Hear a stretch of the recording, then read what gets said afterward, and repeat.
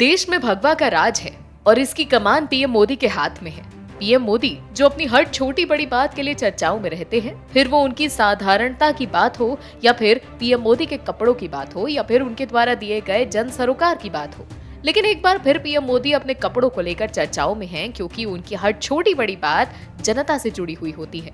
आपको बता दें, पीएम नरेंद्र मोदी 8 फरवरी को बजट पर चर्चा के दौरान संसद पहुंचे तो एक खास नीली जैकेट में देखे गए। ये जैकेट यूं तो देखने में सामान्य है, लेकिन इसकी कहानी पर्यावरण संरक्षण का बड़ा संदेश है। इस जैकेट को कपड़े से नहीं बल्कि प्लास्टिक की इस्तेमाल हो चुकी बोतलों को रिसाइकिल करके बनाया गया है। इस जैकेट को पीएम मोदी को 6 फरवरी को ही गिफ्ट किया गया था। 2 दिन बाद पीएम इसे पहनकर संसद पहुंच गए, क्योंकि उनकी जैकेट एक संदेश देती है और साथ ही जन सरोकार की बात भी करती है। वहीं पीएम मोदी ने बुधवार को लोकसभा में राष्ट्रपति के बजट अभिभाषण पर धन्यवाद प्रस्ताव पर बोलते हुए विपक्ष पर जमकर हमला बोला। लेकिन जब पीएम मोदी संसद परिसर में पहुंचे तो लोगों का ध्यान उनकी खास जैकेट पर गया। आपको बता दें कि पीएम मोदी को ये खास जैकेट सोमवार को बेंगलुरु में इंडिया एनर्जी वीक के दौरान दी गई थी। आपको बता दें कि पीएम नरेंद्र मोदी को यह खास जैकेट सोमवार को बेंगलुरु में इंडिया एनर्जी वीक के दौरान इंडियन ऑयल कॉरपोरेशन द्वारा भेंट की गई थी। जैकेट को पीईटी बोतलों को रिसाइकिल करके बनाया गया है। इंडिया एनर्जी वीक का उद्देश्य ऊर्जा संक्रामक महाशक्ति के रूप में भारत की बढ़ती शक्ति को प्रदर्शित करना था। पीएम नरेंद्र मोदी ने इस जैकेट को तमिलनाडु के करूर की कंपनी श्रीरेंगा पॉलीमर्स द्वारा तैयार कराया था।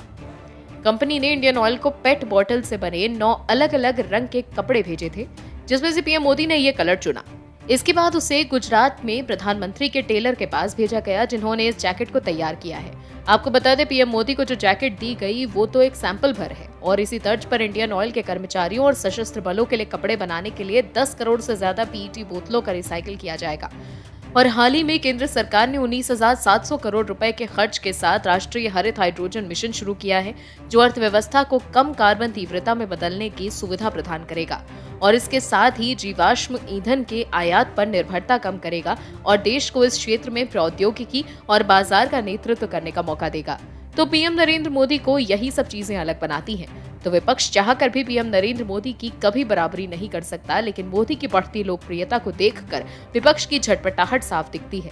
हालांकि देश के लोग ये सब देख रहे हैं कि पीएम मोदी के नेतृत्व में देश का डंका पूरी दुनिया में बज रहा है। और भी वीडियोस देखने के लिए चैनल को सब्सक्राइब करें और बेल आइकन को दबाएं।